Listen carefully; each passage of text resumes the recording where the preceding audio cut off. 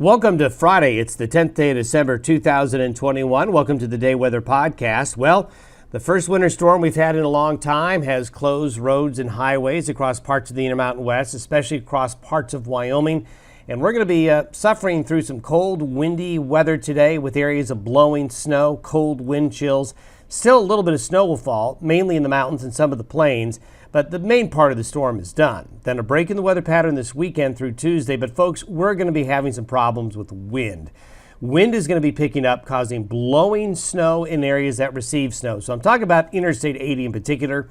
I-80 is going to be a headache. First of all, it's got to get open. Then once it gets open, there'll be a lot of blowing snow, and that's going to be hard to keep it open and keep things really icy. We've got another storm that's going to roll through Tuesday night, Wednesday. Another storm system by next weekend.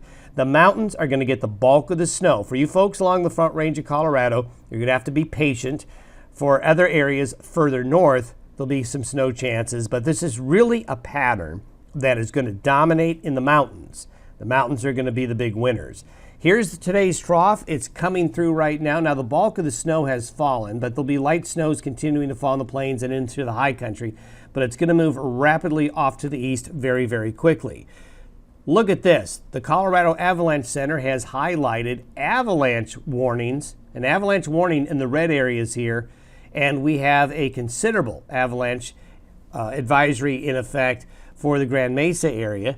Now, you may be thinking, well, the mountains really don't have a lot of snow. Why is there an avalanche warning? Well, they did get a lot of snow over the last 24 hours, and that snow fell on top of the crusty snow that has accumulated in October and early November, and that crust makes a very slippery surface.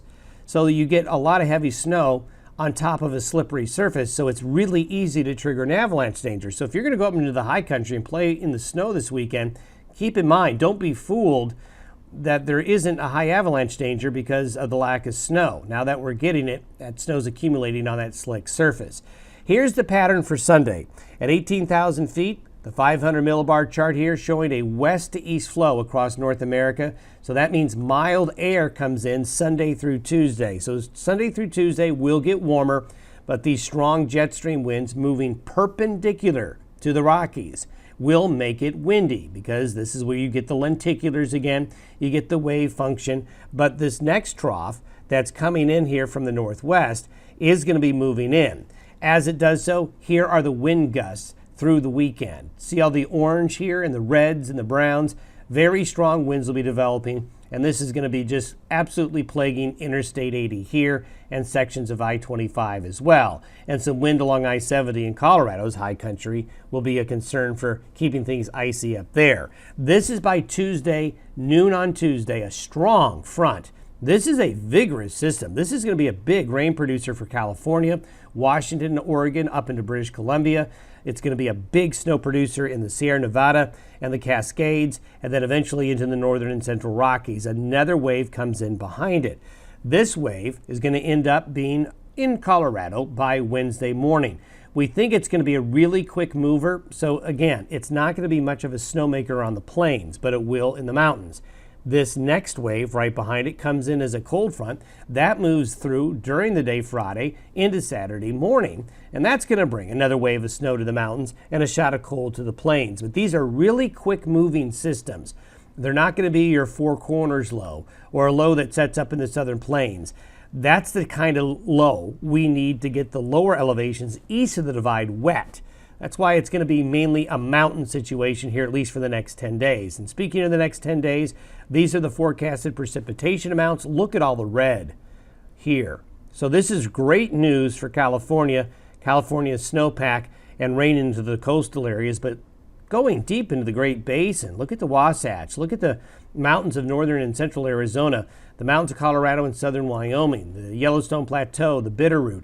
The mountains are going to be the big winners, but you can see east of the divide, the Colorado Front Range here, out into the plains, that's a downslope area. You're just not going to get much snow, but at least the high country will be. This is the snowfall forecast. We've got 4 to 5 feet of snow potentially in the Sierra Nevada coming our way.